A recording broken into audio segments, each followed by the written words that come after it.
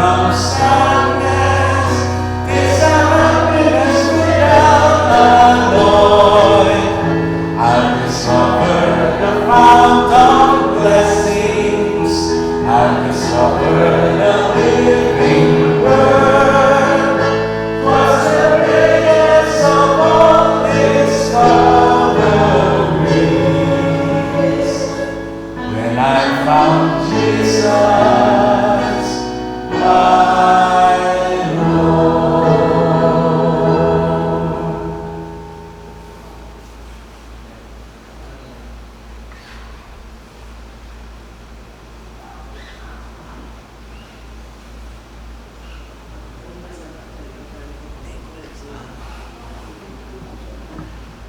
Ating pong iyo po mga ulo natin kapit sa ating pong panalangin.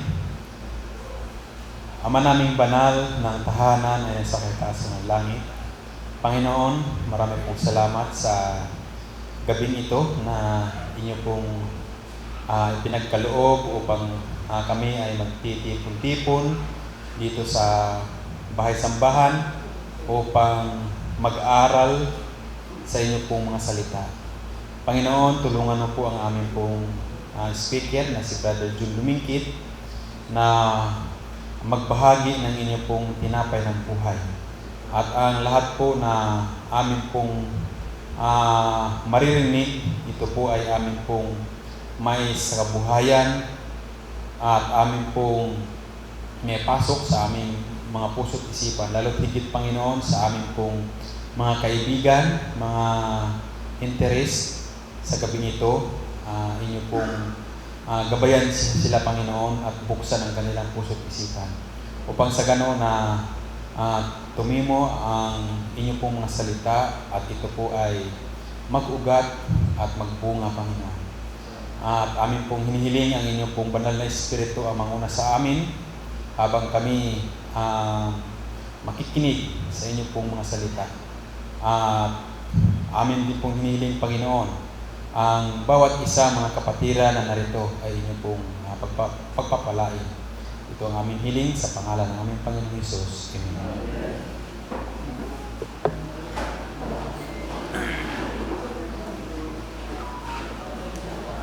Okay. Natatandaan niyo pa ba kung anong pinag-aralan natin kagabi? Anong title ng pinag-aralan natin kagabi? Tungkol saan? Creation, ang paglikha ng ating mundo. Natatandaan niyo pa ba kung ano-ano yung nilikha ng Diyos doon sa 7 araw na yon? Tatanungin ko yung mga bisita natin. Ano po yung mga kaibigan natin kung natatandaan nila. Ano ang... Siguro bukas magbibigay ako ng premyo. Mas maganda. Ano ang nilikha ng Diyos sa unang araw? Langit at lupa. Tama po ba? Liwanag. Ayun. Yun. Tama din po yung sabi ni Sister kasi yun ang unang verse sa Bible, no? At nang pasimula ay nilikha ng Diyos ang langit at ang lupa. Yun ang unang verse. Pero pag binasa natin ng patuloy, ang sabi doon, at sinabi ng Diyos, magkaroon ng liwanag. Yun ang unang araw, no? At nagkahapon at nagkaumaga. So yun yung number 1. Ano yung day number 2? Ano nangyari? Pinaghiwalay ng Diyos yung tubig sa ilalim at sa ibabaw at gumawa ng kalawakan. Pangatlo, tinipon niya yung mga tubig at nagkaroon ng katuyuan. Di ba? Pang-apat, nire-review ko lang kayo, nagkaroon ng araw, buwan, mga bituin. Panlima, nagkaroon ng mga ibon, mga isda. Pang-anim, tao, tsaka hayop. Sa pang-pito, ano pong ginawa niya? Ayun, nagpahinga siya. Wala siyang ginawa. Ang Panginoon ay nagpahinga. Pero may ginawa siya dun sa araw na yon, di ba? 3 bagay. Natatandaan niyo ba yung 3 bagay na ginawa niyo dun sa araw na yon? Una, nagpahinga. Ano pa yung pangalawa? Binasbasan. Tapos yung pangatlo mo po, yun, galing ni Sister. Sister dapat may premyo, no? Yan. So, yan po mga natutunan natin at marami pang iba.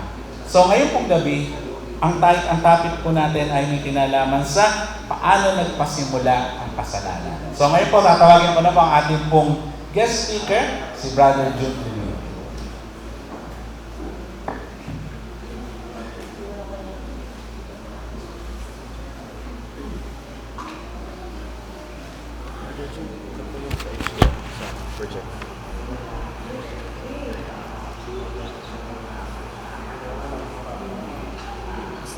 Mag-special number pala daw po muna. Sige.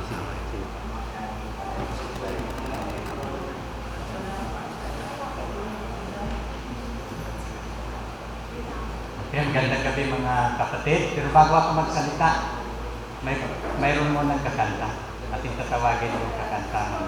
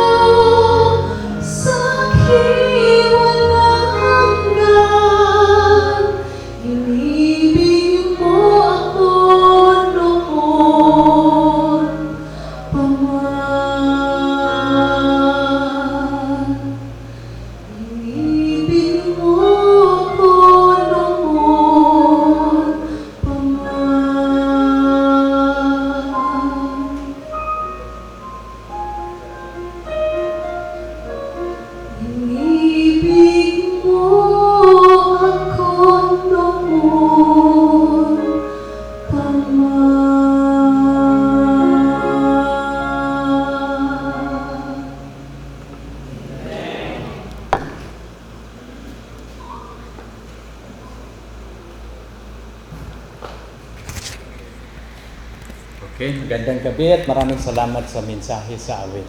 No, ang Panginoon natin hindi nagkulang. At alam ninyo kung mayroon mga tao na hindi maliligtas dahil hindi nila nakikilala ang ating Panginoon. Sa gabing ito, nasa pangalawa na tayo. No? Ang purpose ng ating pag-aaral, kailangan makikilala natin ang Diyos. Kasi ang susi sa buhay na walang hanggan, kapag makikilala natin siya na tunay na Diyos. So kagabi, ating natutunan ang paglalang. Paano niya ginawa ang ating mundo? Hindi po yun aksidente. Mayroon pong masterpiece, mayroon pong handiwork ng ating Panginoon. Pero anong napapansin ninyo kagabi pagkatapos ng bawat araw, sinabi ng Panginoon, mabuti. Pero pagkatapos niya nagawa ang tao, anong sabi ng Diyos? Napakabuti. Kasi perfect na ang kanyang creation. Hindi lang niya nalalang nagawa ang ating mundo na perpektong mundo, mayroon ng mamamahala. Kaya nga sabi ng Panginoon, napakabuti. No? Pero ang mabuting mundo na ginawa ng Panginoon, anong mundo na tayo ngayon? Masasabi ba natin ang ating mundo mabuti? Hindi na. Dahil sa kasalanan. Ating pag-aralan ngayong gabi, saan ba nagmula ang kasalanan? Paano ba ito nagpasimula? Atin po itong tatalakayin. Pero bago tayo magpasimula mga kapatid, ating idulog sa ating buhay na Diyos. Tayo po'y manalangin. Dakila naming Diyos, Ama naming Ama na nasa mga langit. Salamat sa isang pribilehiyo na kami makapangaral sa lugar na ito. Nandito po ang aming mga inimbitahan, mga kaibigan. Ilaan ninyo sila, Ama, sa buhay na walang hanggan. Sa gabi-gabi naming pag-aaral, ipapakita ninyo ang inyong dakilang pag-ibig na sila po'y magiging mga anak ninyo sa lugar na ito. Salamat, Amang Banal, sa pagdinig mo sa aming dalangin. Kasi hanawa ang inyong mga salita ng inyong banal na Espiritu. Gamitin ako bilang instrumento lamang, Ama, sa gawain ito. Pagpapalain ng lahat sa pangalan ni Jesus. Amen. Ating pag-aralan ang kasalanan. No? Kasi ang plano ba ng Diyos na ang tao mahihiwalay sa Kanya, magkakasala? Hindi po niya plano yan. Pero paano nangyayari, inyo po yung matutunan ngayong gabi. No? Katulad nitong babae, marami po siyang problema, marami po siyang katanungan sa buhay. Bakit ang tao nagkakasakit? Bakit ang tao mararanasan ng problema? Bakit ang tao mamamatay? No? Saan ba ito nagmula? Kaya nga, marami siyang katanungan. Maring ganun din yon ang inyong katanungan. Pero ano bang sagot sa Bible? Ito yung sagot sa Biblia. Kaya nga, paano ba ito pumasok ang kasalanan? Dahil lang sa isang tao. Kung paano sa pamamagitan ng isang tao, pumasok ang kasalanan saan? Sa sanlibutan. At ang kamatayan sa pamamagitan ng kasalanan at sa ganito ang kamatayan naranasan ng lahat ng mga tao sapagkat ang lahat ay nagkakasala. Ang tanong ko ngayong gabi, mamamatay ba ang mga tao ngayon? Lahat na tao? Yes. Wala pong tao na hindi mamamatay. Sa anong kadahilanan? Dahil sa pagpasok sa kasalanan sa pamamagitan ng isang tao. Paano ito nangyayari? Mayroon pong batas doon sa Garden ng Eden. At ang pangalan sa kahoy na ito, hindi apple sa pinapaniwalaan ng iba. Ang pangalan, kahoy ng pagkakilala ng mabuti at masama. Sa pangalan pa lang mayroong wisdom. Kasi yung wala pa silang kasalanan, hindi nila nakikilala ang kasamaan. Pero kapag gagalawin mo yan, pakialaman, alam niyo sa Bible, mayroong 3 lang na reserved portion ang Diyos. Nang binigay niya kay Adan ang mundong ito, lahat, wala siyang itinira pag-aari na ni Adan. Mayroon lang isa siyang itinira na reserved portion. At ano po itong reserved portion na inilagay niya sa Garden ng Eden? Ito po yung magpakilala na siya ang nagmamayari, hindi si Adan. Kapag gagalawin niya yan, magkakasala siya sa nagmamayari. At ang pangalan yan, kahoy sa pagkakilala ng mabuti at masama. No? Kaya yun yung at alam niyo ano bang kautusan ngayon na nagpakilala sa mabuti at masama? Na binigay niya sa bundok ng Sinai. 10 Commandments. Yan yung equivalent sa kahoy sa Garden ng Eden. Ano bang nilalaman sa Ten Commandments? Huwag kang papatay. Anong nagpakilala? Masama ang pumatay. Huwag kang magnakaw. Alam niyo ang Ten Commandments, standard of righteousness po yan. No? Kung walang Ten Commandments, hindi nalalaman ng tao ang kasalanan. Maniniwala kayo? Ganon din sa Garden ng Eden. Mayroon pong reserve portion. Ikalawang reserve portion, mga kapatid, yung Sabat. Anong nakalagay sa kautusan? No? 6 na araw atin, magtatrabaho tayo. Pero sa ika-7 araw, Sabat sa Panginoon mong Diyos. Reserve portion po yan. Inyo lahat yan. Akin lang yung ika-7. Ika-3 reserve portion ang tithe. Ika-10 bahagi. Siyam sa inyo, ika-10. Kasi diyan kanya pagpapalain.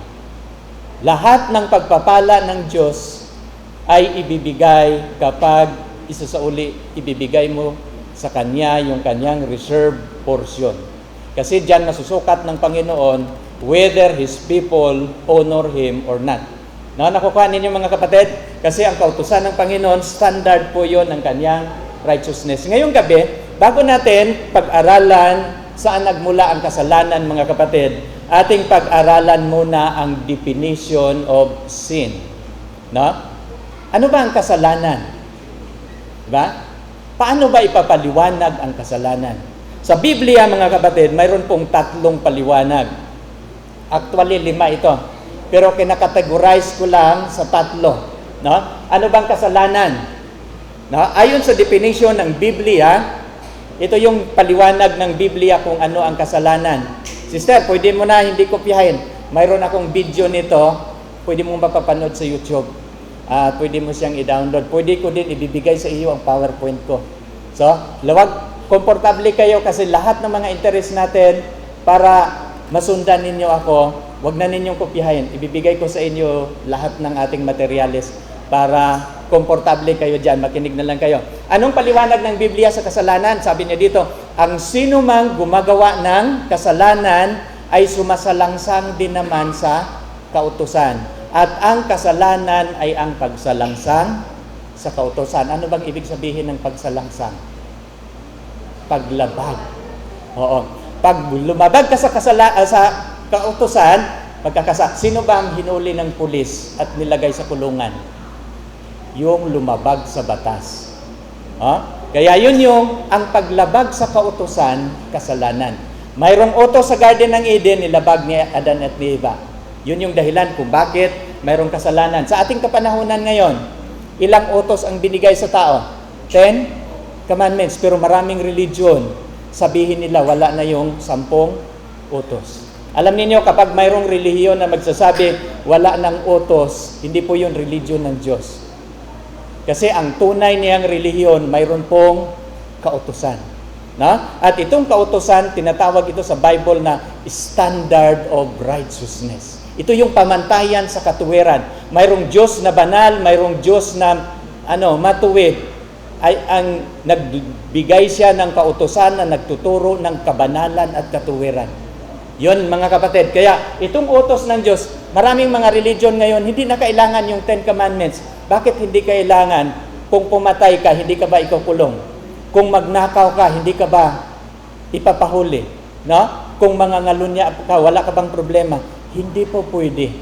10 Commandments is the standard of righteousness. Equivalent po siya sa kautusan sa Garden ng Eden. Paliwanag ni Daniel, sa sulat ni Daniel 9:5, ang paglabag sa utos ng Diyos, ito po'y pagre-rebelde, pag-aklas, pagtalikod. Kami nangagkasala, nangag-asal ng kasuwalian, nangagsigawang may kasamaan, naghimagsik sa makatuwid bagay, nagsitalikod sa iyong mga utos na sa iyong mga kahatulan. Alam yung utos ng Diyos, kahatulan po niya yan. Paano niya hatulan ng tao? Kapag lumabag sa utos. Ang utos ng Diyos, ito po ay kanyang kahatulan. Kaya nang kinain ni Adan at ni Eva ang bunga, anong ginawa ng Diyos? Hatol. Kasi ang utos means judgment ng Diyos. Kaya kung gusto ninyong hindi hahatulan ng Diyos, susundin natin ang standard ng kautusan. Kaya nga, bumaba, alam ninyo, ang Biblia sinulat ng mga propeta. Pero mayroong sulat sa Biblia na hindi propeta ang sumulat.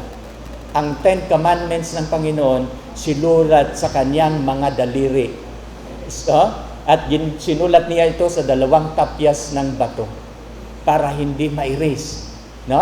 At ito lang yung Ten Commandments. Kaya nga, gusto ko mga kapatid na inyong maintindihan ang kautusan ng Panginoon. Kapag mayroong religion na hindi nagtuturo sa kautusan ng Diyos, hindi huwad po yun. Hindi po yun tunay na relihiyon. At gaano ba kahalaga ang kautusan? No? Kasi ito yung dahilan bakit mayroong kasalanan. Gaano ba kahalaga ang kautusan? Sabi ni Frank Braden, kung bakit mayroong kautusan, napapansin ba ninyo, ilang bansa tayo sa buong mundo? Mayroon tayong 200 mahigit na mga bansa. Pero mayroon bang bansa na walang batas? Wala. Bakit? Ano bang kahulugan ng kautusan? Sabi niya di Frank Braden, laws are established to ensure peace, harmony, order, at saka liberty. Ano bang dahilan kung bakit tayo nagpili ng mga congressmen, senadors, no? Mga senador na ating pinipili every 3 years para lang gagawa ng batas, para magkakaroon ng peace, harmony, order, and liberty, at saka kaayusan. Diba? Mapapansin kayo nga, walang pamunuan na walang batas. Kung isuma total natin mga kaibigan, ang kautusan, anong kahulugan? Kaayusan. No? Ang paglabag, ito po'y pagsira saan? Sa kaayusan. At sa Biblia, ang pagsira sa kaayusan, tinatawag po itong kasalanan. At ang kasalanan, mayroong kaparusahan. Anong kaparusahan sa kasalanan? Kamatayan. Na kung bakit tayo namatay, dahil lumabag ang tao sa Diyos. Ito lang yung tunay na dahilan. Kaya nga sabi ni Frank Braden, broken law, it brings penalty, suffering, sorrow, bondage, saka death. At itong lahat na paliwanag sa Biblia, mayroong penalty na pinarusahan ba ng Diyos si Adan at si Eva? Yes. No? Naghihirap ba sila?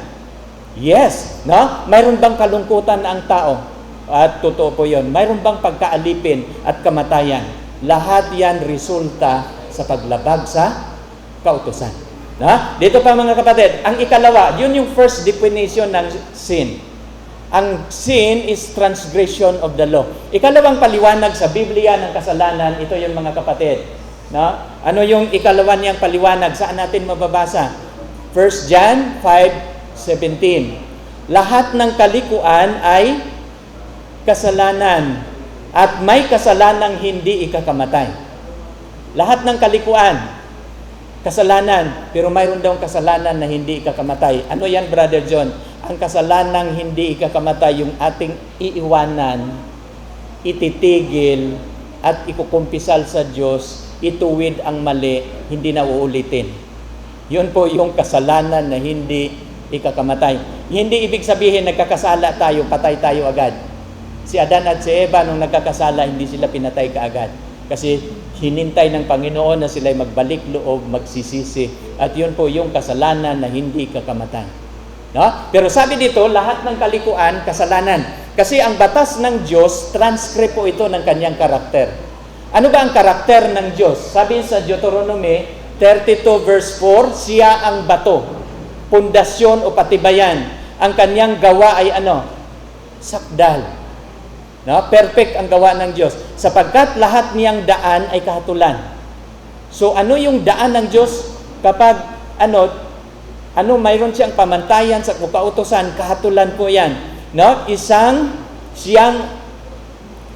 Diyos na tapat, walang kasamaan, matuwid, banal siya. So yun yung kalagayan ng Diyos. Isang Diyos na tapat, walang kasamaan, matuwid, banal siya. Di ba, kagabi ating pinag-aralan paano niya ginawa ang tao? Ayon sa kanyang wangis, ayon sa kanyang larawan. Ano ang larawan ng Diyos? Gusto ng Diyos na ang tao magiging tapat sa kanya. Walang kasamaan. Gusto niya ang taong gagawin niya magiging walang kasamaan. Gusto niya ang tao magiging matuwid. Gusto niya ang tao magiging banal katulad niya. That is His intention of creating us. Yun yung intensyon ng Diyos. Alam ninyo sino ba ang dadalhin ng Panginoon sa langit? Yung magtatagumpay sa kasalanan. Kasi ang Diyos na darating, Diyos na banal, at kapag sasalubungin natin siya, magpapabanal din tayo. Kasi ang ating pupuntahan langit. Ibibigay ng Diyos ang buhay na walang hanggan sa magtatagumpay laban sa kasalanan.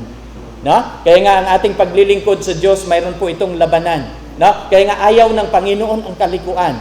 Ano ba itong kalikuan? No? Kaya nga sabi niya, lahat ng kalikuan ay kasalanan. Ano bang uring kasalanan yan? No? Si Satanas dito bumagsak. Kasi itong kasalanan, kalikuan, may kinalaman ito sa ating karakter. May kinalaman ito sa pang-uugali. No? Ano ba yung pang-uugali na hindi matuwid? No? Kalikuan, yung pagmamataas sa sarili. Hindi po yun karakter ng ating Panginoon. Ano pa? Yung selfishness. No? Pagiging makasarili, gossip, mga chismis, paninirang puri, pagkainggit, pandaraya, that is, yon, ang tinatawag yan, kasalanang kalikuan. Akala natin, ordinaryong kasalanan yan. Hindi po yun ordinaryo. Kasi diyan nagpasimula ang kasalanan ni Lucifer sa langit. Ang pagmamataas sa sarili. No? Ang mga eskriba at pariseo sa kapanahunan ni Jesus, nagkakasala sila laban sa espiritu. Although they are spiritual leaders. Pero hindi nabago ang kanilang buhay. Kasi mapapansin ninyo, dito pa nga kapatid, no? Ang pagmamataas na tingin, sabi niya dito, palalong puso, siyang ilaw ng masama, tinawag dito na ay kasalanan. No? Ang ating pagtingin sa ating kapwa, wag ninyo siyang titingnan na mababa, mataas. No? Titingnan natin sila sa mata ng Panginoon, gaano siya kababa. They are property of God. No? Kaya i-respect natin. No? Ang pag-iisip sa kamangmangan ay kasalanan. No? Kamangmangan na pag-iisip, kasalanan din ang binabanggit ng Biblia. No? At dito mga kapatid, ang kasalanang ito may kinalaman sa pang-uugali ng tao. Ito yung sulat ni Apostol Pablo sa aklat ng 2 Timoteo 2:19. Gayon may ang magtibay na pinagsasaligan ng Diyos ay mananatili ng may tatak nito. Nakikilala ng Panginoon ang mga kanya at lumayo sa kalikuan ang bawat tumatawag sa pangalan ng Panginoon. Nakilala daw ng Panginoon kung sino yung kanyang mga lingkod. At ang lahat niyang mga lingkod ay lumalayo sa kalikuan. Anong ibig sabihin? Ayaw ng mga banal na mayroong dumidikit na kasalanan sa kanilang buhay. At kapag nagkakasala sila, gagamitin nila ang dugo ng tagapagligtas, lalabhan natin ang ating mga kasuotang damit, yung ating karakter. No? Kasi mayroong blood na ating magagamit paano natin lilinisin sa harapan ng ating Panginoon. Dito tayo sa ikatlong definition ng kasalanan.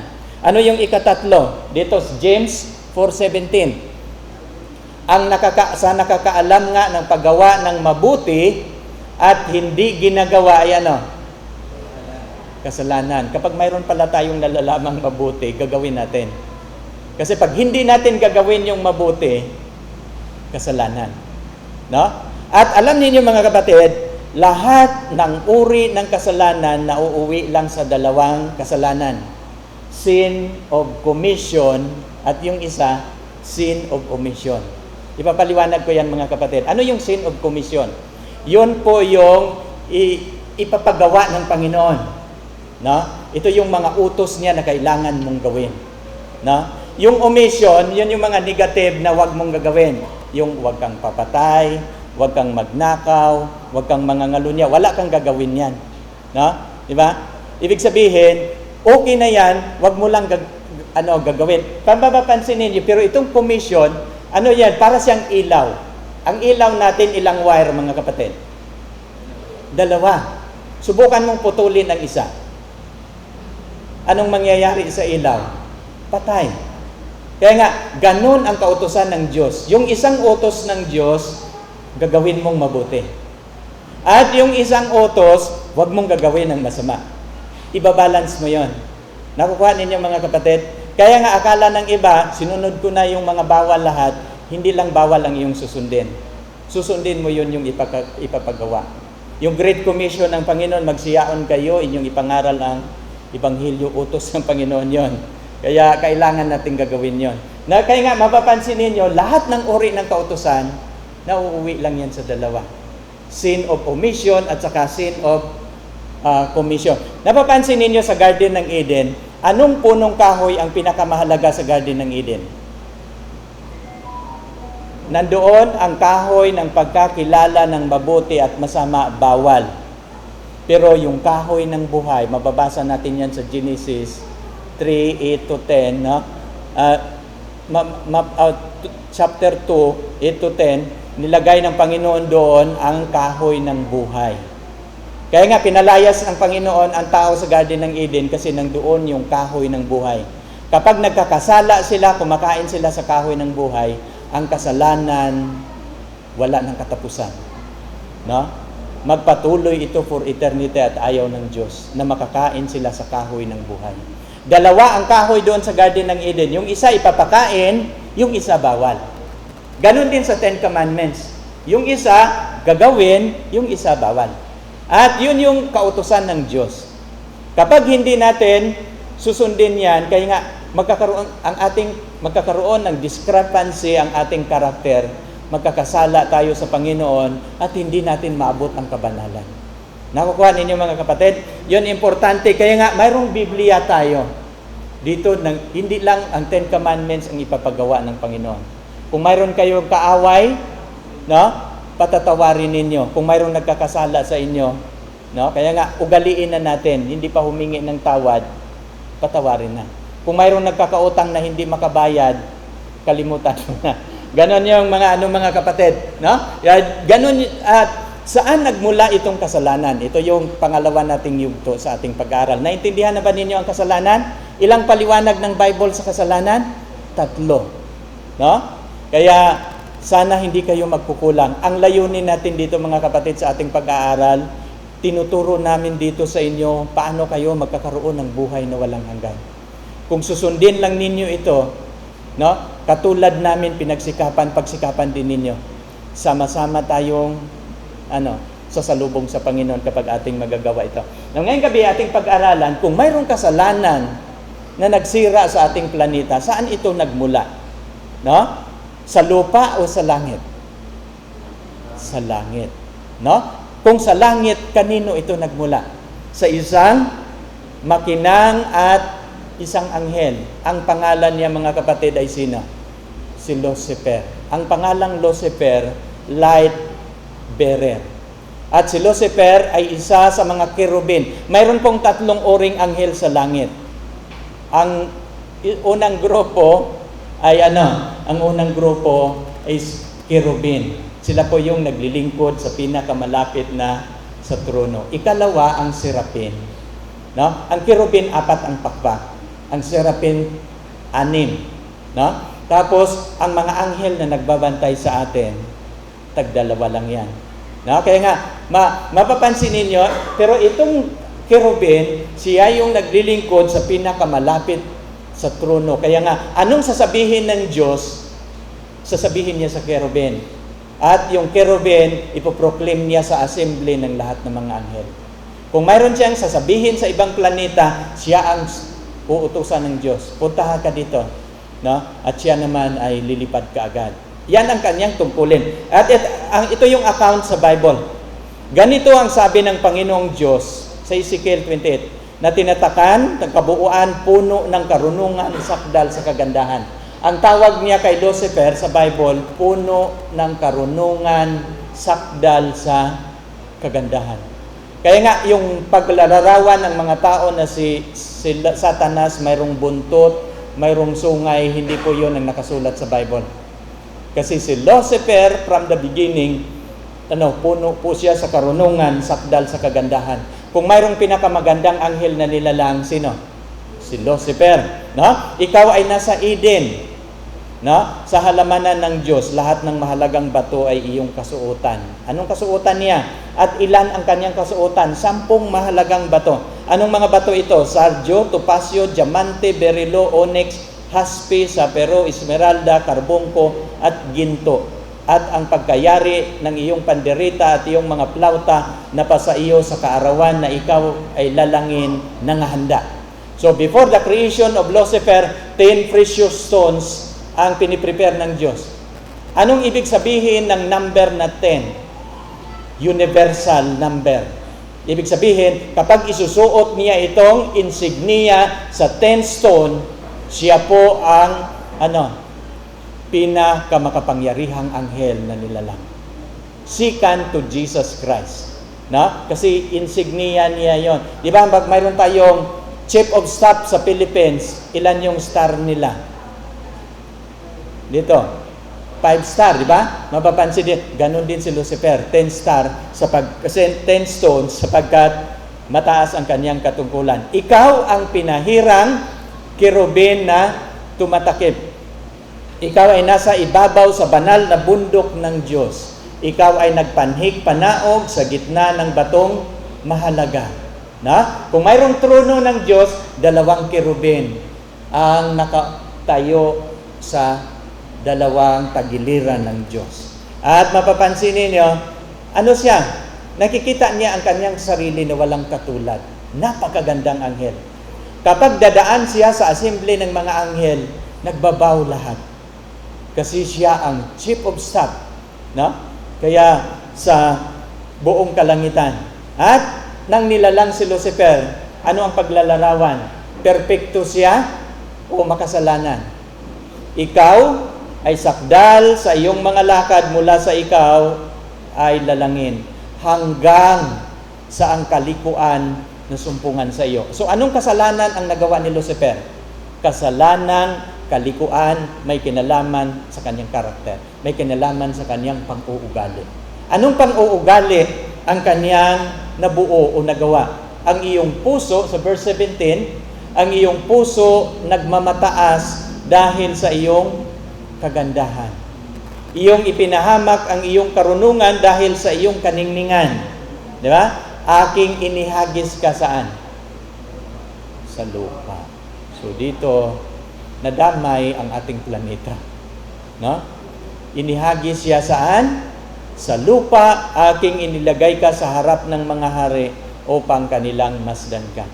Marami akong topic dito na dinidetalye ko ito. Mayroon akong topic sa series sa sanctuary.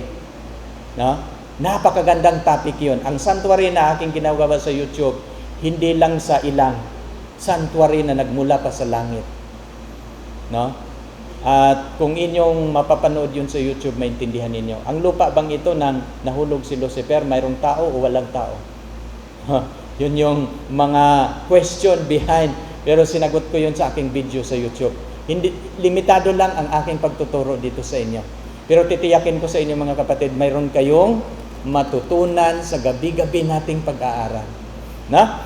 Sabi niya dito, inihagis siya sa lupa, aking inilagay ka sa harap ng mga hari upang kanilang masdan ka. Anong ibig sabihin? Nang nagkakasala si Lucifer, ang buong universe, first time na nakakaranas ng kasalanan. Kasi ang kasalanan, hindi po ito likha ng Diyos. Kung mayroong origin of sin, kung saan sumibol ang kasalanan, hindi nagmula ito sa Diyos. Saan nagmula? Sa isang anghel na nilalang ng Diyos. Sabi ng Diyos, ayaw ko na ang kasalanan sisibol sa universe. No? Ikaw ang nagpasimuno, sa iyo nagmula ang kasalanan, bibigyan kita ng panahon to explain it not only in heaven but to the whole universe. Kaya binigyan siya ng kapanahonan. No? Napapansin ba ninyo bakit hindi pinatay si Lucifer nung siya nagkakasala? No? Dahil ang mga anghel sa langit inusinti sa kasalanan. Ang buong kalangitan hindi handa sa pangyayari. Hindi handa sa kasalanang bumangon.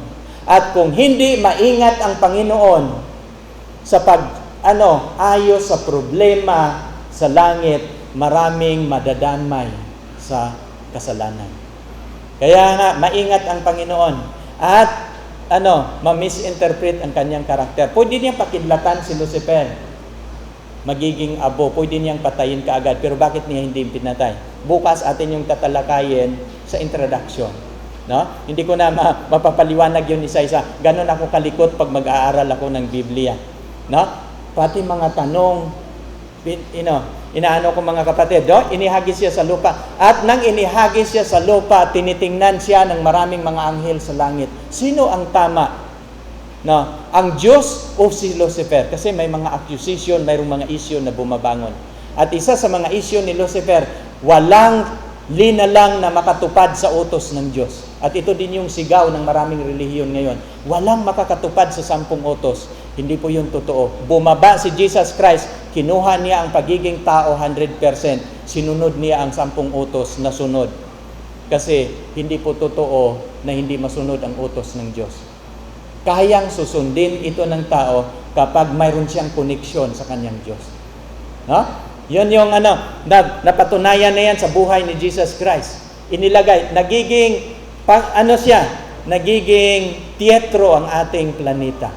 Nanonood ang mga anghel, nanonood ang mga tao sa iba't ibang galaksiya, sa iba't ibang planeta. No? Ano ang kasalanan? Nakatilibais tayo sa kanila. No? Bakit ba siya nagkakasala at bakit siya inihulog sa lupa? Alam niyo yung Bible, maraming sagot eh. Sabi niya, nahulog ka mula sa langit o tala sa umaga?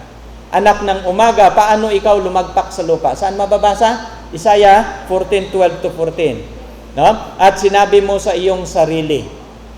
Anong dahilan kung bakit ka nahulog, lumagpak sa lupa? Kasi ito yung kanyang ginawa. Sinabi pala niya sa kanyang sarili. Ako'y sasampa sa langit, aking itataas ang aking luklukan sa itaas ng mga bituin ng Diyos. Anong ibig sabihin ng bituin? Mga anghel. Gusto din niyang mamuno sa mga anghel. No? At ako'y uupo sa bundok ng kapisanan. Anong ibig sabihin ng bundok ng kapisanan? Doon sinamba ang Diyos. Gusto ni Lucifer na sasambahin din siya. Sa mga kaduduluhang bahagi ng hilagaan. Sa 14, ako'y sasampa sa itaas ng mga kaitaasan ng mga alapaap. At ang ultimate niyang goal, ako'y magiging kagaya ng kataas-taasan. No? Papantayan niya ang God the Creator. Gusto niya ang worship. Diba napapansin ninyo, nung nagiging tao si Jesus, mayroong tatlong tukso na ginagawa si Satanas. Ikatatlo, pinapakita niya ang kayamanan sa mundo. No? Ibibigay ko ito sa iyo, naibigay itong lahat sa akin, sasambahin mo lamang ako. No? Kaya mapapansin niyo, si Lucifer gustong magpasamba. Pero anong sabi ni Jesus? No?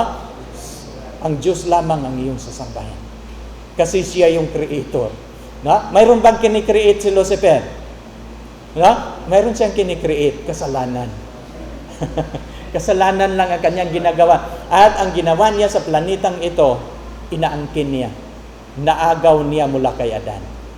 No? Yun yung, mga kapatid, ating pag-aralan, ito yung sabi ni Frank Braden. Paborito kong author ito si Frank Braden. Sabi niya dito, Lucifer made himself into a devil by wrong use of his free will. Si Lucifer na kerubin, nagiging demonyo sa maling pagpili ng kanyang kalayaan. Kasi ginawa si Lucifer na mayroong kalayaang magpasya, magpili, magdesisyon.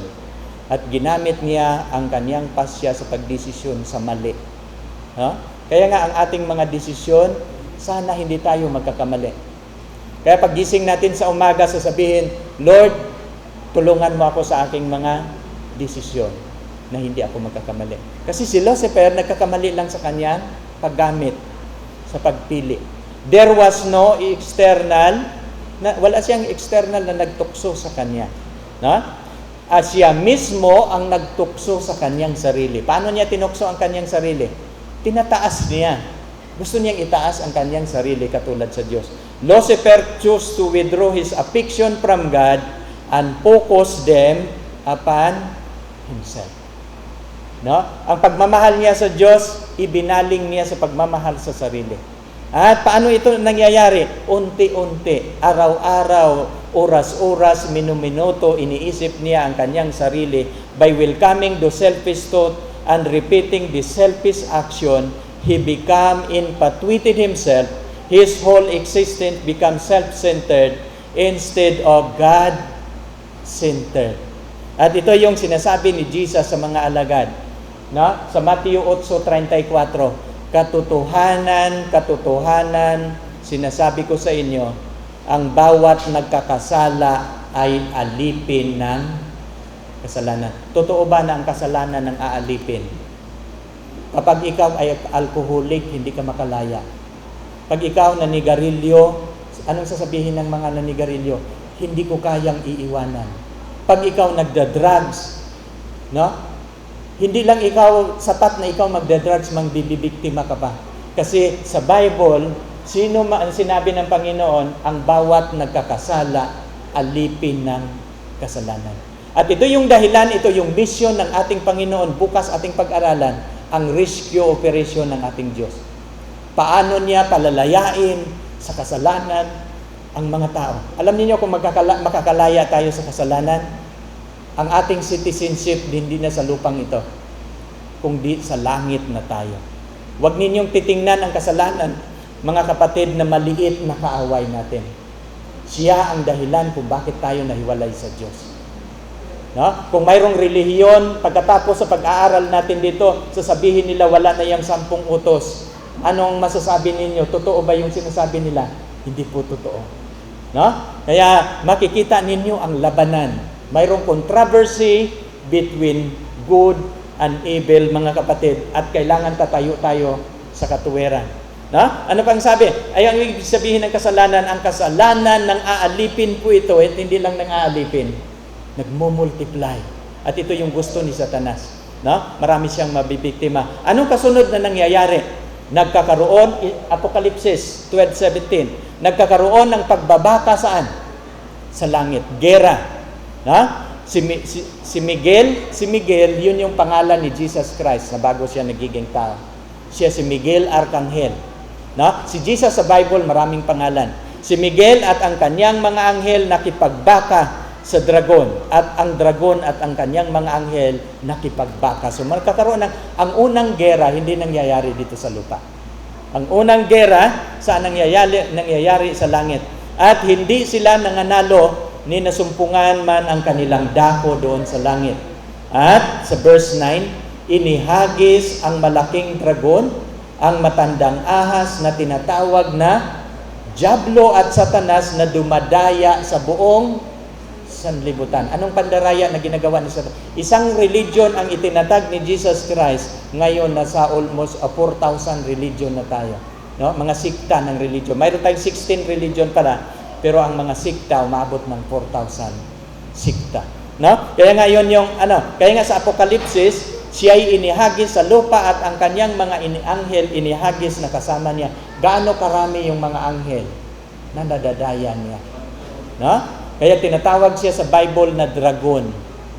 Kasi nang bibiktima siya ng marami. At ilan yung bilang ng mga anghel na kasama niya? Ito yung bilang. Kinaladkad ng kanyang buntot. Ang buntot, may kahulugan yan. Ang ibig sabihin sa Isaiah 9:15, ang buntot kasinungalingan. Kasi si Satanas nagsinungaling para makuha niya ang simpatiya ng kanyang mga kasama. Nagsinungaling siya. Na? Ang Diyos hindi nagsinungaling, pero siya gumagamit ng kasinungalingan. Kinaladkad ng kanyang mga buntot ang ikatlong bahagi ng mga bituin sa langit at inihagis sa lupa. Kaya nga, yun yung nakikita nating mga anghel. Kung mayroon siyang 1 bilyon, ilang milyon ang nadala niya?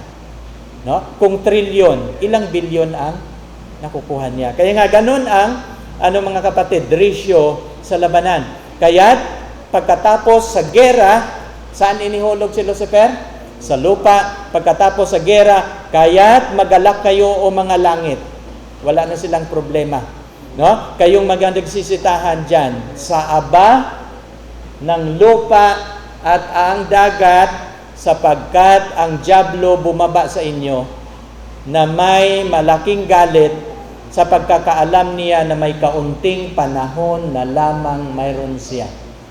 At alam ninyo, nung nagkakasala si Adan at si Eva, gaano katagal ang taning sa ating planeta. Ang ating planeta, ayon sa pag-aaral sa Biblia, bibigyan lang ito ng 6,000 taon. Nung namatay si Jesus Christ, 4,000 years na ang kasalanan. Mula kay Jesus Christ, malapit na mag-expire ang 6,000 years. Kaya malapit na nating salubungin ang ating Panginoon. Kailangan makakasama tayo sa magtatagumpay. Nung nahulog si Satanas dito sa lupa, nagpista ang mga langit. Magagala kayo mga langit, wala na tayong problema. Ang problema lumipat saan? Sa lupa. Kaya dami tayong problema. At marami siyang nabibiktima. Pero nagpapasalamat ako. Mayroong bayan ng Diyos na sumusunod sa utos ng Diyos, ipinangaral ang Ebanghelyo para maliligtas ang mga tao. Ito yung purpose ng natin. Salamat sa inyo na gabi-gabi nandito kayo. At huwag kayong mawawala. Isang linggo lang ito. Pangako namin sa inyo, marami kayong matutunan sa Biblia. At bagamat kahit wala ako dito, mapapanood ninyo ako sa YouTube. Marami akong video sa YouTube. Tuloy ang ating pag-aaral sa Kaya nga, ang sanlibutan, nang nahulog si Satanas, ginawa itong panuorin ng sanlibutan. Saang sanlibutan? Sa iba't ibang planeta. Hindi lang sa ibang planeta tinitingnan tayo, tinitingnan din ito ng mga anghel at mga tao. Sinong mga taong tinutukoy dito? Yung mga taong hindi nagkakasala. Yun yung kalagayan natin. Ano ang ginawa ni Satanas sa kasalukuyan ngayon? Ano ba ang kanyang, una niyang ginagawa, nagalit ang dragon saan? Sa babae. Pag magbabanggit ang Bible ng babae sa simbolismo, mga kapatid, ito po'y tumutukoy sa church. Ang church, anong identity ng church? Nagagalit siya doon sa babae upang umalis, upang bumaka sa nalabi ng kanyang binhi na siyang nagsisitupad sa mga utos ng Diyos. Saan nagagalit ang dragon? Doon sa babae, yung binhi ng babae na tumutupad sa utos ng Diyos. Kasi bakit siya nagagalit sa mga tumutupad sa utos ng Diyos? Kasi kapag tutuparin nila ang utos ng Diyos, hindi sila magkakasala. At kapag hindi sila magkakasala, hindi niya mabibiktima. Nakukuha ninyo mga kapatid, yung identity nila, At mayroong patutuo ni Jesus. Ano yung patutuo ni Jesus? Sa Revelation 19:10, Spirit of prophecy po yon. Ang tunay niyang iglesia, mayroon pong espiritu sa paghuhula. Hindi pa nangyayari, alam na ang hinaharap. Dalawa ang identity sa True Church of Christ. Tumutupad sa utos ng Diyos at mayroong espiritu ng panghuhula. Sa 17, dito tayo sa kaya ang payo ni Apostol Pedro, kayo'y magiging mapagpigil. Pigilan natin ang ating temperament para hindi tayo magkakasala. Mayroon tayong narinig na salita, mag-response tayo ng mali, magkakasala tayo. Kaya mayroong payo sa Ellen G. White yan. Ang payo ni Ellen G. White, we must ingatan daw nating maingat ang lahat na avenues of the soul para hindi tayo magkakasala. Ano bang avenues of the soul? Ang ating mata.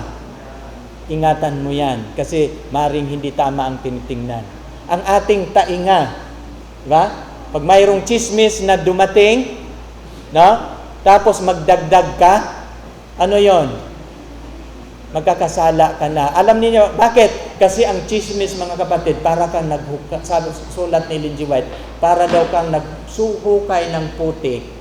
Kung mayroong nakikihukay ng putik, kung masama ka rin naghukay ng putik, at imposible nang yung damit hindi madudumihan. Diba? Kaya pag mayroong puputulin mo. Baka naman mali ka. Baka hindi yan totoo. Yan, para lang matigil. At huwag mo nang ikwento sa iba. Yun yung mga avenues of the soul. Ang ating kamay, ang ating paa, ingatan natin yan. They are the avenues of the soul. Kaya nga ito din yung sabi ni Apostol Pedro. Kayo'y magiging mapagpigil, kayo'y magiging mapagpuyat. Kasi si Satanas, nandyan sa paligid natin, gusto kang biktimahin. At inyong labanan ang diablo sa pamamagitan ng kabutihan. Labanan ninyo ang diablo na gaya ng liyong o umuungal. No? Gumagala, humahanap ng masisila niya. Walang ibang trabaho si Satanas. Magbibiktima. Kung ang ating mga anak hindi natin tuturuan sa salita ng Panginoon, naku, tuturuan yan ni Satanas. Kaya, kailangan mauunahan natin. Paano nagkakasala ang tao? Dito yung huling portion natin. Dito tayo sa tao. Di ba? Inuna natin sa langit. Ngayon, dito naman tayo sa, itry nating i-detalye. Atin na itong nababasa, di ba? Kung paano nagkakasala ang ating mundo, ito yung sabi sa 5:12 ng Roma. Kaya kung paano sa pamamagitan ng isang tao, sino yung tao na yon? Pumasok ang kasalanan saan? Sa sanlibutan at ang kamatayan sa pamamagitan ng kasalanan, at sa ganito ang kamatayan naranasan ng lahat ng mga tao sapagkat ang lahat ay nagkakasala. Anong ibig sabihin ng Biblia? Nung ang tao wala ng tao sa mundo na hindi nakakaranas ng kasalanan. Nang pumasok ang kasalanan, everybody, anyone, nagkakaroon na ng kasalanan. At mula noon, nahihiwalay sila sa Diyos. Unang nangyayari sa kanila, pinalaya sila sa garden ng Eden. No? Paano ba ang tao nagkakasala? Nang ginawa ang tao, binigyan siya ng regalo ng Diyos. Ano yung regalo ng Diyos sa kanya? Freedom of choice. No? At alam ninyo, bago nilikha ang tao, ay, mayroong rest ba? Kung lilikhain natin ang tao, bibigyan natin sila ng kalayaan, maaring piliin nilang sila'y magkakasala. No? Bukas ating pag-aralan yung plano sa kaligtasan. Kailan ba ginawa ng Diyos ang plano sa kaligtasan? Before the creation or after the commit sin? No? Yun yung natin, pag-aralan bukas at ang lahat na ginagawa ng Panginoon sa plano sa kaligtasan. So, ang regalo ng Panginoon, freedom of choice. Pero, hindi nila ma-exercise yung freedom kung hindi ilalagay ng Panginoon ang kautusan. Diba? Kung gagawin ka ng Diyos, tapos walang kautusan, wala kang choice. Nakukuha niyo? Pero, kailangan niyang maglagay ng kautusan. Alam niyo yung kautusan ng Diyos? Boundaries po yan. Ano bang ibig kong sabihin? No? Ang freedom na gusto ng Diyos, ang tao na ginagawa niya, mabuti lang ang gagawin, hindi masama. Kaya naglagay siya ng batas, itong batas bakod. Ito yung aking proteksyon. Ito yung aking dominion. Pero when you go beyond the boundary, that is not my territory. That is death. That is separation from me. Nakukuha ninyo mga kapatid? Ang kalayaan ng Diyos ay ang paggawa ng mabuti. Hindi sa paggawa ng masama. Kasi pag gagawin mo ang masama, mayroong mangyayari. Mahihiwalay ka sa Kanya kasi hindi ka na kalarawan ng Diyos. Nakukuha ninyo? Kalarawan pa ba tayo ng Diyos kapag magkakasala tayo?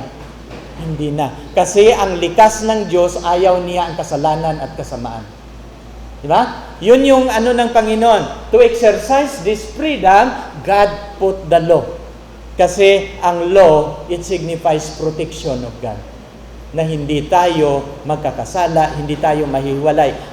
Sa ika-4 nating gabi, maintindihan ninyo ang buong kautusan. Isa-isahin ko yon. No? Gaano kahalaga? No? Where there is a law, there is always a choice to obey or to disobey. No? Ito'y sinamantala ni Satanas. Nakita niya ang pagkakataon na kanyang matukso ang tao na magkakasala. No? Pagkatapos nilalang ang Panginoon, no? Nang nagpahinga ang Diyos, tinuro ng Panginoon sa kanila ang kapahingahan. Kaya, hindi lang ang Diyos ang nagpapahinga doon sa Garden ng Eden. Kasama si Adan at si Eva nagpapahinga sa ika-7 araw. Diba? Kasi ginawa sila ilang araw? 6. Kaya nga, mula pa sa creation, ang ika-7 araw, ito yung kapahingahan natin sa Diyos. Ha? Then, kaya nga, iyon yung kalagayan mga kapatid. At itong Garden ng Eden, carpeted po ito. Hindi po sila nilagay sa isang condominium o bungalow na bahay o magandang bahay. Kasi ang ginawa ng Panginoong paraiso, pwede sila matulog sa halaman. Parang carpet na lang yun.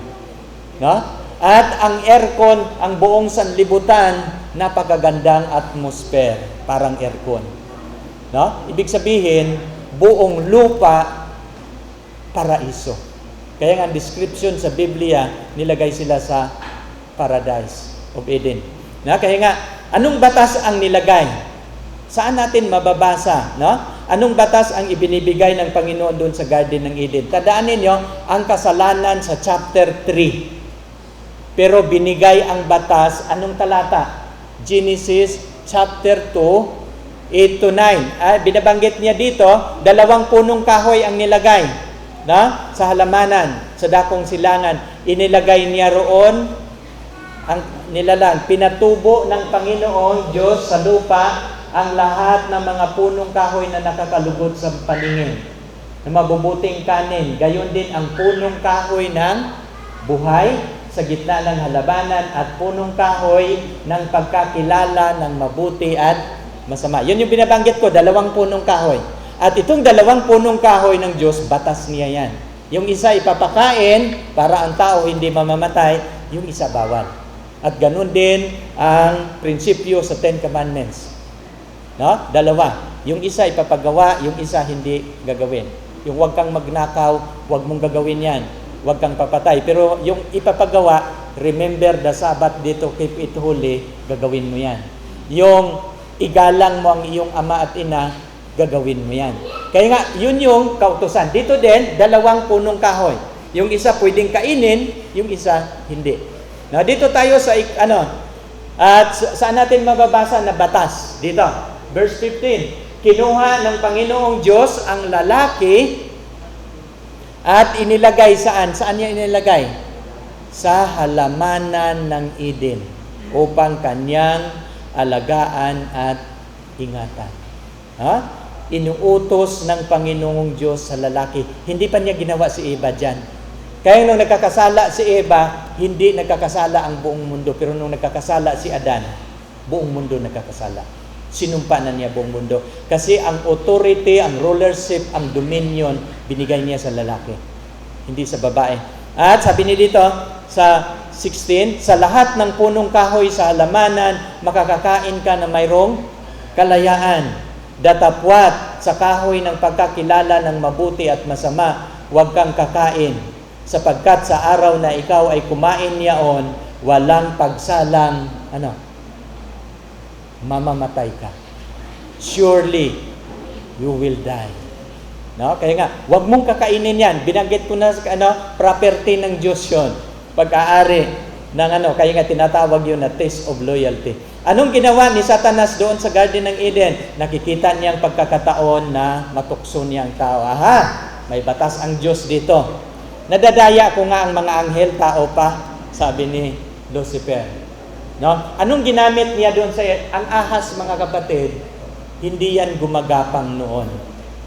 Ang ahas, lumilipad yan. Mayroong pakpak. No? At sa mga manunulat na naglalarawan, kapag sila'y lumilipad, pabago-bago ang kanilang kulay. No?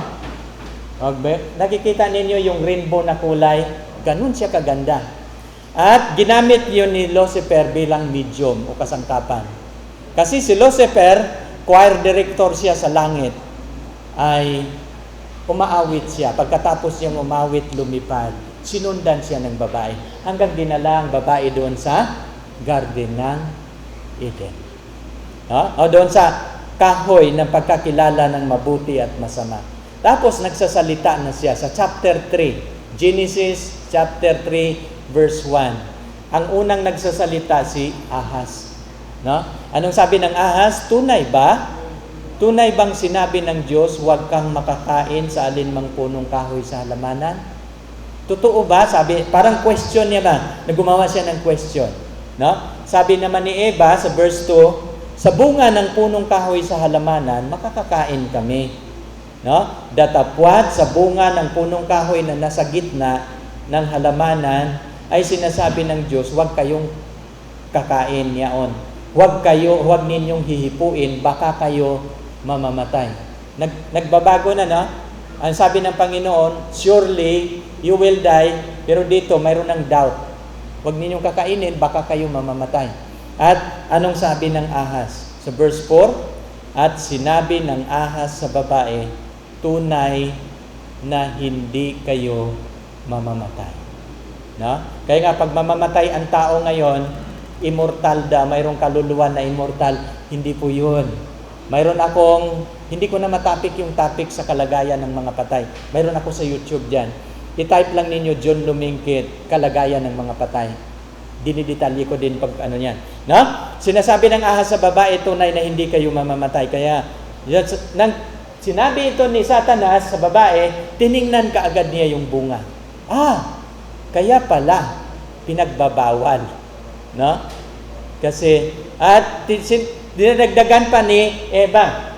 Bakit ito pinagbabawal ng Diyos? Sapagkat talastas ng Diyos na sa araw na kayo'y kumain niyaon, madidilat nga ang inyong mga mata, kayo'y magiging parang Diyos na makakaalam, no? Makakilala sa mabuti at masama. Kaya nga sabi ni Eva, kaya pala ayaw ipakain.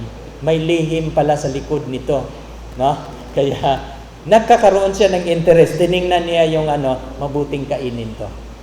At hindi na siya nagkonsulta sa kanyang mister. Nagdesisyon lang niya ng kanya. Kaya nga kayong mga babae dyan, no? Kayong mga babae, huwag kayong gagawa basta. No? Para hindi mapahamak, ikonsulta ninyo palagi sa lalaki. No? Kasi maaring ang ating mga desisyon, mali. Kasi ganun din ang ginagawa ni Eva. Mali ang kanyang desisyon. Wala pang paintulot kay Adan, si Adan yung may-ari, kinain kaagad niya. At nakikita ng babae na ang mga bunga ng punong kahoy mabuting kainin, nakakalugod sa mga mata, no? Ang kahoy na pagnasa sa makapapantas sa tao, pumitas siya ng bunga ng yaon ang kanyang kinain. At hindi lang siya kumain, binigyan pa niya si Adan. Sabi niya, Adan, kakain ka. Sabi niya, ito ba yung prutas na pinagbabawal ng Diyos? Ito. Sabi niya, bakit mo kinakain? Nakakain na ako. So, dahil mahal niya ang asawa, kinuha niya kaagad labag sa loob. Kasi samahan niya ang kanyang asawa. No? Mahal ni Adan ang kanyang asawa. Ayaw niyang hiwalayan. Kasi kabilang ito sa kanyang katawan. No? Binigyan din niya ang kanyang asawa na kasama niya at ito'y kumain. At pagkatapos kumain ni Adan, sabi ni Adan, success! Tagumpay! Hindi na si Adan ang nagmamay-ari, hindi na siya magtatagal, mamamatay na siya. Akin na ang dominion sa lupa. Kaya nga sa Korinto, siya na ang nagmamay-ari. Siya ang tinatawag na siya na prinsipe ng sanlibutan ito. No? Kaya na tinukso niya si Jesus, inaalok na niya kay Jesus yung kayamanan. Ibibigay ko sa iyo ang kayamanang ito, no? Ay sambahin mo lamang ako. No? Mapapansin ninyo, kasi siya nang nagmamay-ari. Hindi na si Adan. At ang mula noon nung nagkakasala sila, dati masaya sila sa Garden of Eden. Naranasan nila ang takot. Hindi na sila masaya. No? Ang promise na na mapapantayan nila ang Diyos, magiging katulad sila sa Diyos, kasinungalingan. Napantayan ba ng tao ang Diyos? Hindi. Kung di nahiwalay ang tao sa kanyang Diyos. At ang tao, mayroon ng takot, first time, no? Na hindi na sila masaya. At narinig habang nagtakip silim pa, bumaba na ang Diyos. Pagbabasahin ninyo yung kasunod na talata. At pagkatapos doon, nang bumaba ang Diyos, anong ginawa? Tinawag sila ng Diyos, Adan, nasaan kayo? Yung verse 8 at saka 9 sa chapter 8, no? Nang tinawag sila ng Panginoon, Adan, nasaan kayo? Bakit sila tinawag ng Panginoon? Alam ba ng Diyos na nagkakasala sila o hindi? Alam. Pero bakit kung wari hinahanap sila? Bakit anong layunin ng Panginoon? Kasi mayroong nakatingin sa kanilang mga anghel, mga tao sa iba't ibang planeta, gagawin ng Panginoon ang investigative judgment. Pagkatapos nating labagin ang utos ng Diyos, hahatulan tayo ng Diyos. Kaya huwag ninyong labagin ang utos ng Diyos. Kasi kasunod niyan, hatol ng Diyos. Yan, mapapansin ninyo, ito din ang nangyayari. Nang narinig nila ang apak ng Diyos, nagtago sila sa punong kahoy, nagtago sila sa halamanan. At anong sabi nila sa verse 10? Adan, nasaan kayo? Sa verse 9, sa verse 10, ito yung sagot ni Adan. Narinig ko ang iyong tinig sa halamanan, ako'y natakot, sapagkat ako'y hubad. Kailan sila nahubaran? Nung kinain ni Adan. Alam niyo yung kasuotan nila nung hindi pa sila nagkakasala? Liwanag ng Diyos. No? At hindi lang basta liwanag, no? Fireproof po ito. Ang Diyos sa langit, liwanag na katulad ng apoy. Kahit sila papasok sa liwanag ng apoy, hindi sila maliliyab. Nahubad yun ang kanyang kasuotan, yung liwanag ng ano. Kaya nga kapag tayo magiging banal, pagdating ng Panginoon, sasalubong tayo, papalitan niya ang ating anyo. Mula sa katawang may kamatayan, babaguhin niya. Kasi ibabalik tayo sa dati kapag dumating ang ating Panginoon. Narinig ko ang iyong tinig sa halamanan, ako'y natakot sapagkat ako'y hubad, ako'y nagtago. Ito yung sabi ng Panginoon. Nakakain ka ba sa bunga ng punong kahoy na inuutos ko sa iyo na huwag mong kainin? Pero anong sagot ni Adan? Aaminin ba ni Adan? No? Sa verse 12, no? Ang babaeng ibinigay mong aking kasamahin, siyang nagbigay sa akin ng bunga ng punong kahoy at aking kinain. Inamin ba ni Adan ang kasalanan? Hindi. Tinuro niya yung babae. No? Sa halip na aaminin niya, oo Panginoon, kinain ko, nagkakasala ako. Hindi niya inamin. Tinuro niya yung babae. Babae yung sinisi niya. Ang babaeng ginawa mo, nakasama ko dito, siya ang nagbigay sa akin at aking kinain. Tinuro naman ng Panginoon, babae, siya naman ang tinanong. Yan yung first investigative judgment. No? Katapos, ano naman ang sagot ni Eva? No? Sa verse 13, inamin ba niya ang kanyang kasalanan? Hindi. Ganon nakikita ng buong universe na ang kasalanan pala, no, hindi umamin sa kasalanan. At yun yung ginagawa natin karamihan. I-justify natin ang ating mali. Kaya nga, lumawak ang problema. At alam niyo, pag mayroon tayong kasalanan, aminin lang natin, tapos. Pero dahil hindi natin aaminin, magtagal ang problema. Ganon yung ganon din si Eva. Dinaya ako ng ahas at ako'y kumain. Kaya ang ahas, sinumpa na ng Diyos. Sa verse 14, sinabi ng Panginoong Diyos sa ahas, sapagkat ginawa mo ito, sumpain ka higit sa lahat ng hayop, higit sa bawat ganid sa parang. Ang iyong tiyan, ilalakad mo. Gumagapang ng ahas. No? Alabok ang iyong kakanin sa lahat ng araw ng iyong buhay. No? Sinumpa ng Diyos naman ang babae at ang ahas. No? Pag-aalitin ko ikaw at ang babae, at ang iyong binhi, at ang kanyang binhi. Ang binhi ng ahas, mga masasama yon. Ang binhi ng babae, lalabas si Jesus Christ sa lineage ni Adan na magiging tagapagligtas. No? At sabi niya dito, ito'y dudurog sa iyong ulo. Pagdating ni Jesus Christ, dudurugin niya ang kasalanan, ang kasamaan. Kasi si Jesus na binhi ng babae, siya magiging ating tagapagligtas. At bukas matutunan natin yan. Paano tatalunin ni Jesus ang kasalanan? At ikaw ay dudurog sa kanyang sakong. Anong gagawin ng binhi ng ahas? Siya naman ang mag-persecute sa bayan ng Diyos. Dito sa 16, at sinasabi niya sa babae, pahararamihin kong lubha ang iyong kalumbayan, ang iyong paglilihi, manganganak ka ng may kahirapan. No? At ang iyong asawa mapapahinuhod sa iyong kalooban, at siya ay magiging Panginoon sa iyo. No? At kay Adan naman, sabi niya kay Adan, sapagkat iyong dininig ang tinig ng iyong asawa, kumain ka ng bunga ng punong kahoy na inuutos ko sa iyo na sinasabi, huwag kang kakain, sumpain ang lupa dahil sa iyo. Kakain ka sa kanya sa pamamagitan ng iyong pagpapagal sa lahat ng araw ng iyong buhay. Sisibol niyaon sa iyo ang tinik at dawag. kakain ka sa pananim sa parang. Sa pawis ng iyong mukha, kakain ka ng tinapay hanggang sa ikaw ay mauuwi sa lupa, sapagkat diyan ka kinuha sa alabok. Ikaw ay sa alabok ka uuwi. Kaya pag mamatay ang tao, balik sa alabok. Ganon ang ano. Anong nagiging epekto? Ito yung nagiging epekto, mga kapatid. Nang kinain nila, nilabag nila ang batas ng Diyos. Pinalaya sila sa garden ng Eden. Anong kadahilanan? Kasi ang kaaway nagsinungaling. At anong sabi ng Biblia sa 8:44? Si Satanas ay isang sinungaling at ama nito. Kaya nga maraming mga religion na sabi hindi na importante yung utos ng Diyos, kasinungalingan po yan.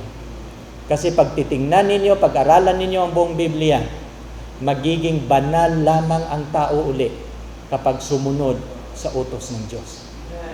Yan yun yung mga kapatid, sapagkat ang lahat ng nagkasala nga at hindi nakakaabot sa kaluwalhatian ng Panginoon. 5 minutes na lang, mga kapatid.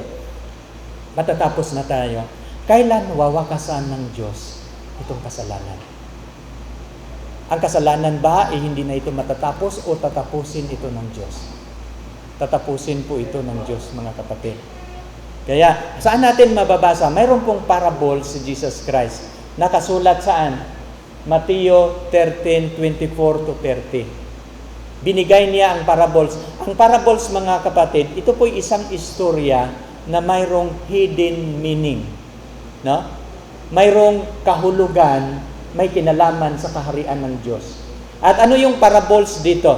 Na binigay ni Jesus ang isang parable, no, na naghahasik, ang isang tao naghahasik ng mabuting binhi. No? Sinaysay niya sa kanila ang isang talinghaga na sinasabi, ang kaharian ng langit ay tulad sa isang taong naghasik ng mabuting binhi saan? Sa bukid. Datapwat, samantalang natutulog ang mga tao, pagkatapos niya naghasik kasi ng binhi, umuwi siya natutulog. Habang natutulog ang tao, dumating ang kanyang kaaway, naghasik naman ng paninirang damo sa bukid, no, sa trigo, at umalis. No? Sa 26, datapwat nang sumibol, umusbong, nagbunga, lumitaw na ang panirang damo doon sa kanyang itinanim. So, ang tinanim niya, mabuting binhi, nang umuwi siya, natutulog, dumating ang kanyang kaaway, naghasik din ng masamang binhi. No? At ito yung parables ni Jesus. No? At sabi niya dito, at na ang mga aliping yaon ng puno sa sambahayan nagsiparoon na nagsasabi, Ginoo, hindi baga naghasik ka ng mabuting binhi sa iyong bukid? Saan nagmula itong panirang damo? No? At sinabi niya sa kanila, isang kaaway ang gumawa nito.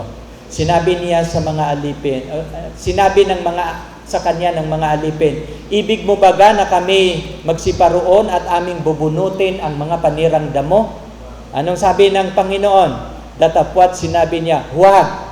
Baka sa pagbunot ninyo sa paninirang damo, inyong mabubunot ang trigo. At sabi niya dito, pabayaan ninyo silang tumubo kapwa hanggang sa panahon ng pag-aani. No, mayroong pag-aani na binabanggit. At sa panahon ng pag-aani, sasabihin ko sa mga ngani, titipunin muna ninyo ang panirang damo, inyong bibigkisin upang sunugin. No? Datapwat tipunin ang trigo sa aking bangan.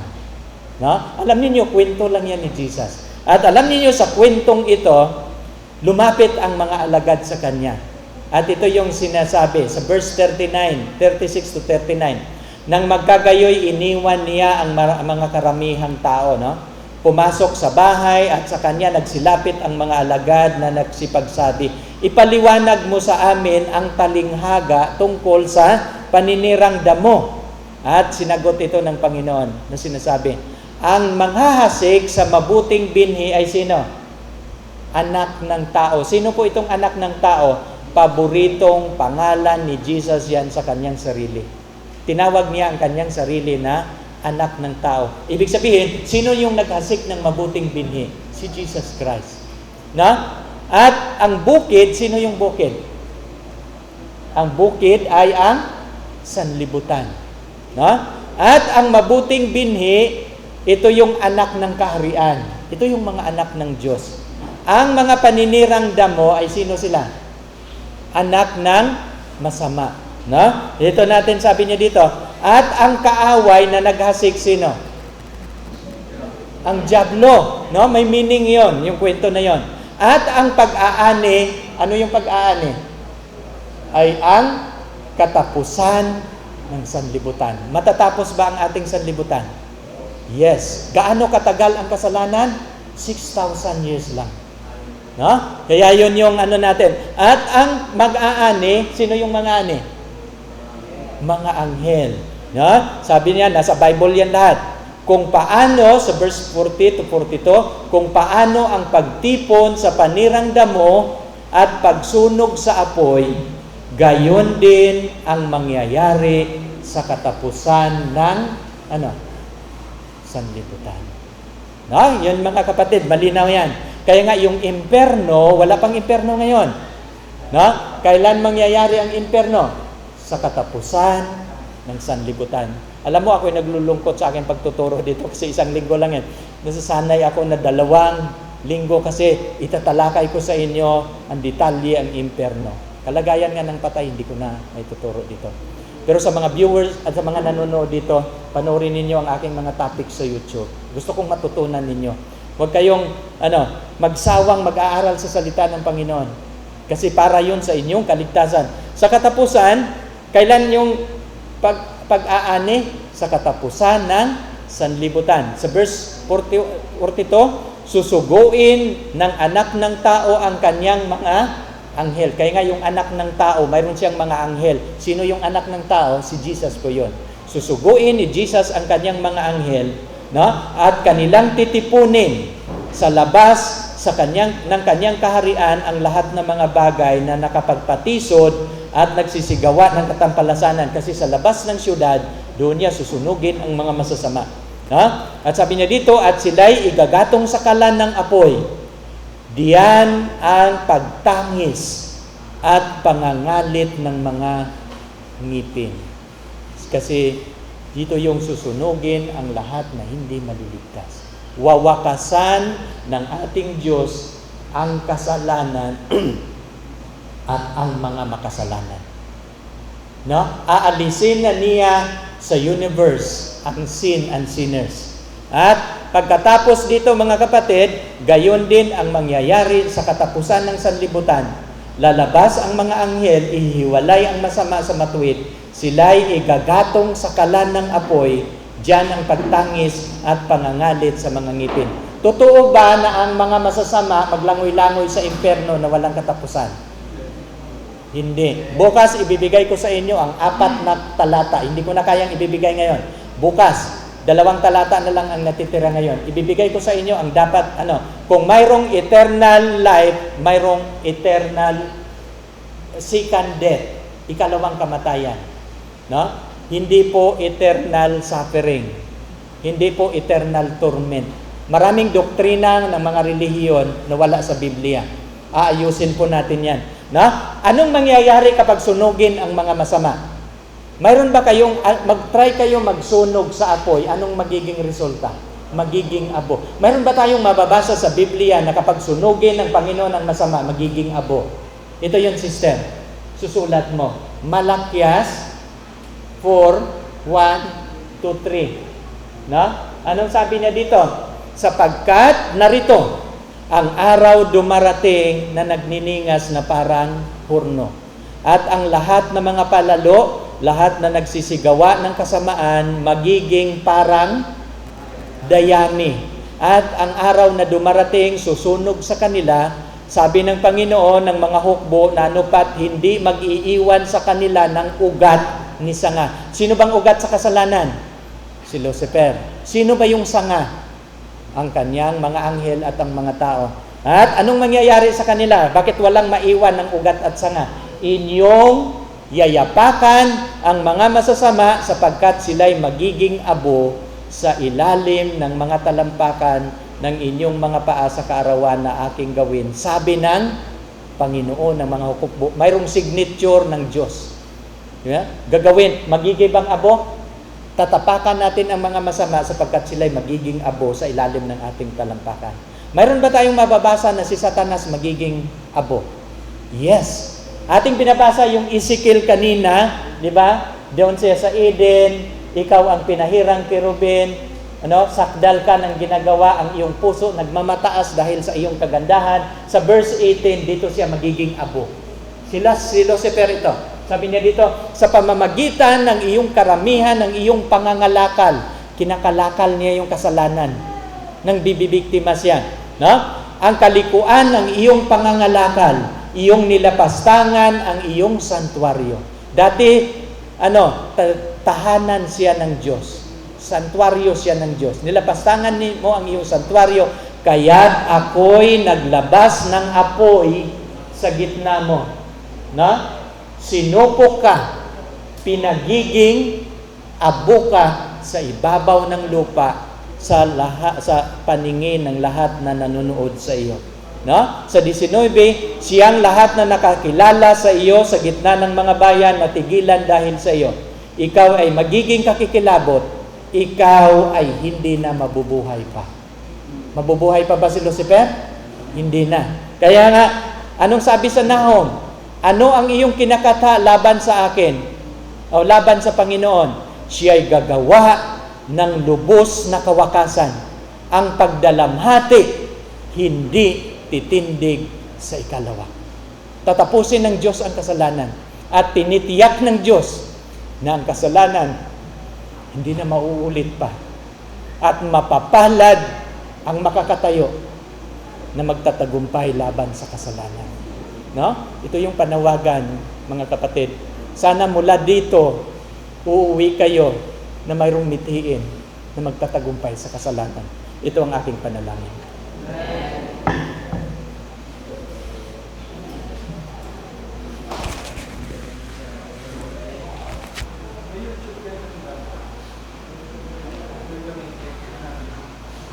Maraming salamat po, Brother Jun, sa napakagandang pag-aaral natin ngayong gabi.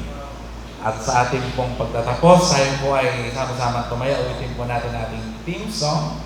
Pagkatapos po ay hilingan natin si Brother Jun sa panghuling panalangin.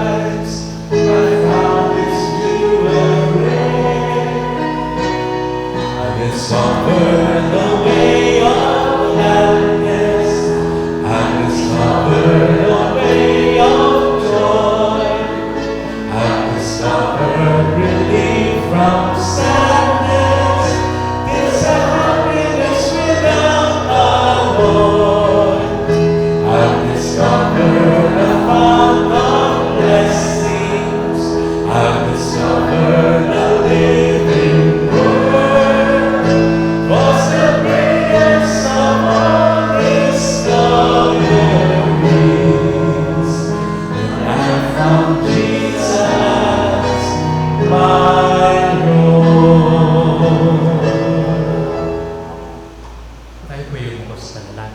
Dakila naming Diyos, maraming salamat, Ama, sa inyong mga salita. Nagiging malinaw sa amin kung ano ang kasalanan. Palabasin mo sa lugar na ito, Panginoon, ng aming mithiin. Susundan ang inyong kalooban.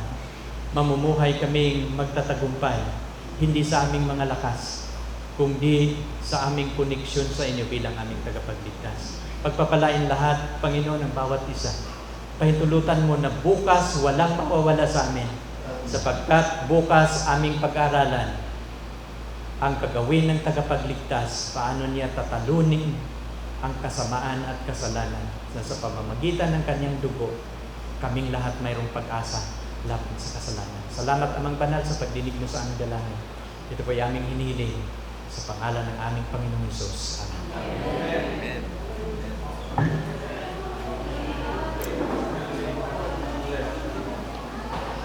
Maraming salamat po. Hanggang bukas muli, magkita-kita tayo sa pagpapatuloy ng ating pong serye. Mag-imbita pa po tayo ng ating mga kaibigan, bahay, kakilala, upang sila din po ay makatuklas ng mga katotohanan na ating pinag-aaralan sa Biblia. Good night po, and God bless.